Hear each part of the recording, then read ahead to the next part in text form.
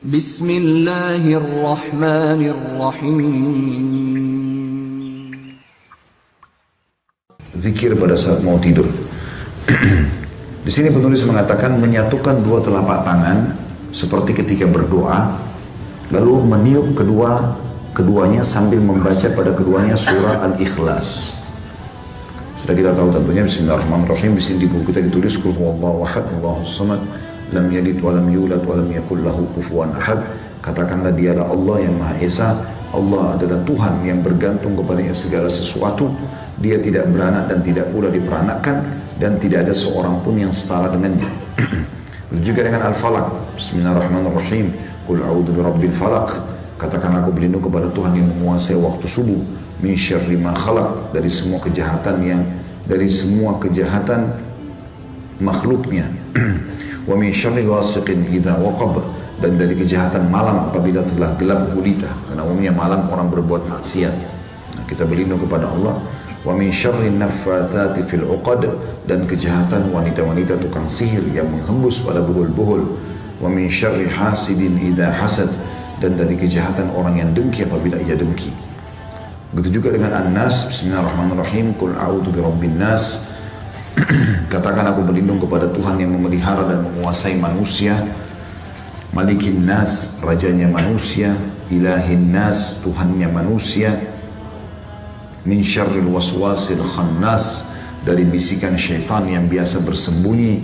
Alladzi yuwaswisu fi sudurin nas, yang selalu membisikkan kejahatan ke dalam dada manusia. Minal jinnati wan nas, dari jin dan manusia. Dibaca lalu ditiup ke telapak tangannya.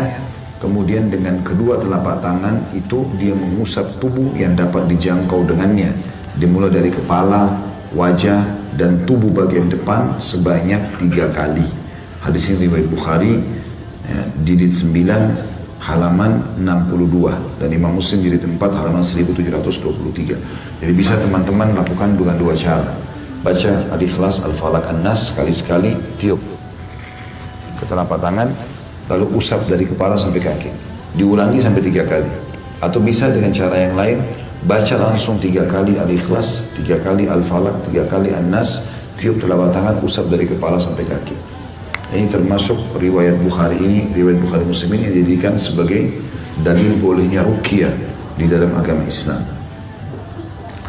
Kemudian dianjurkan membaca ayat kursi. Allahu la ilaha illa, bismillahirrahmanirrahim. Allahu la ilaha illa wal hayyul qayyum. Allah yang tidak ada Tuhan yang berhak disembah kecuali Dia. Dia Maha hidup dan terus-menerus mengurus makhluknya. La ta'khudhuhu sinatun wala naum. Dia tidak pernah mengantuk apalagi tidur. Lahu ma fis samawati wa ma fil ard. Miliknya lah semua yang di langit dan di bumi.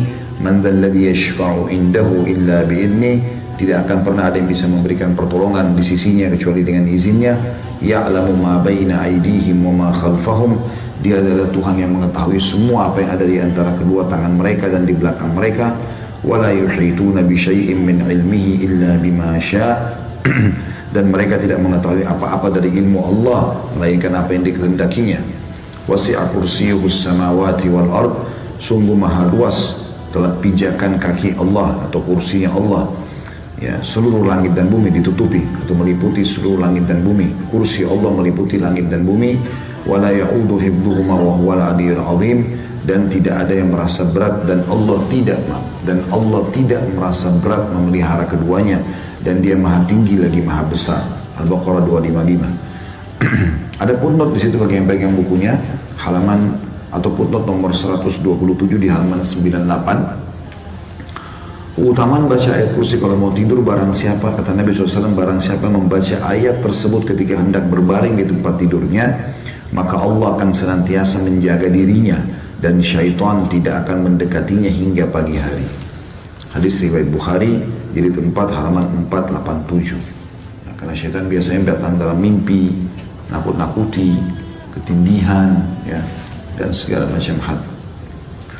Termasuk dianjurkan adalah membaca beberapa ayat terakhir dari surah Al-Baqarah. Tepatnya 2 ayat terakhir, ya. Ayat 285 sama 286. A'udzu billahi minasyaitonir rajim. Amanar rasulu bima unzila ilaihi min rabbih wal mu'minun Sesungguhnya Rasul Muhammad SAW telah beriman terhadap apa yang diturunkan kepadanya. Begitu juga orang-orang beriman telah beriman terhadap apa yang diturunkan kepadanya. Kullun amana billah, semuanya mengimani tentang keberadaan Allah, wa malaikatihi, dan seluruh malaikat-malaikatnya, wa kutubihi, dan kitab-kitabnya, wa rusulihi, dan rasul-rasulnya, la nufarriqu baina ahadin min rusulih, dan kami tidak membeda-bedakan antara utusan-utusan Allah itu. Wa qalu sami'na wa ata'na, dan mereka berkata kami dengar dan kami patuh.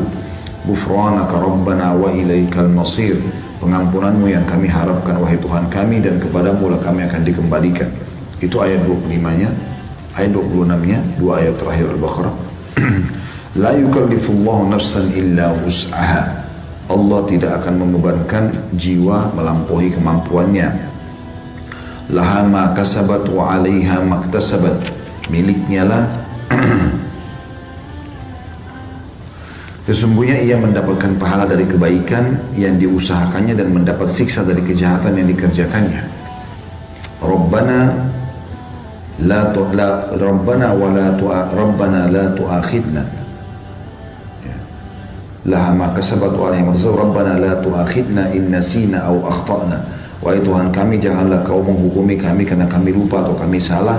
Rabbana wa la tahmil alaina isran kama hamaltahu ala alladhina min qablina, wahai Tuhan kami janganlah kau bebankan kepada kami beban yang berat sebagaimana engkau bebankan kepada orang-orang sebelum kami. Rabbana wa la tuhammilna ma la taqata lana bih, ya Tuhan kami janganlah kau bebankan kami di atas kemampuan kami. Wa'fu anna, maafkanlah kami. Waghfir lana, dan juga ampunilah kami. Warhamna, kasihanilah kami. Anta maulana, engkau lah ya Tuhan kami. Fansurna alal qaumil kafirin, tolonglah kami dari orang-orang yang kafir. Al-Baqarah 285-286. Di situ ada footnote nomor 128 di halaman 101. Hadisnya adalah hadis riwayat Bukhari di jilid 9 halaman 94 dan Muslim jilid 1 halaman 554. Kata Nabi SAW, barang siapa yang membaca dua ayat tersebut di malam hari, dua ayat akhir Al-Baqarah, maka dua ayat tersebut telah mencukupinya. Makna mencukupinya adalah memenuhi segala kebutuhannya dengan termasuk menyelamatkannya dari segala mara bahaya. Jadi kalau dia misalnya naudzubillah terjadi gempa apa, dia bisa sempat bangun melarikan diri, intinya dia akan diselamatkan oleh Allah Subhanahu wa taala. Kemudian masuk dalam doa setelahnya adalah tentu ini ada banyak riwayat berhubungan dengan masalah ini ya. Di antaranya sabda Nabi SAW, siapa yang membaca dua ayat terakhir Al-Baqarah, maka semua permintaannya akan dikabulkan oleh Allah. Ya, sampai sebagian ulama menjadikan ini bagian daripada awal doa mereka. Ya, mereka membaca dua akhir Al-Baqarah, baru mereka sampaikan hajatnya kepada Allah Subhanahu.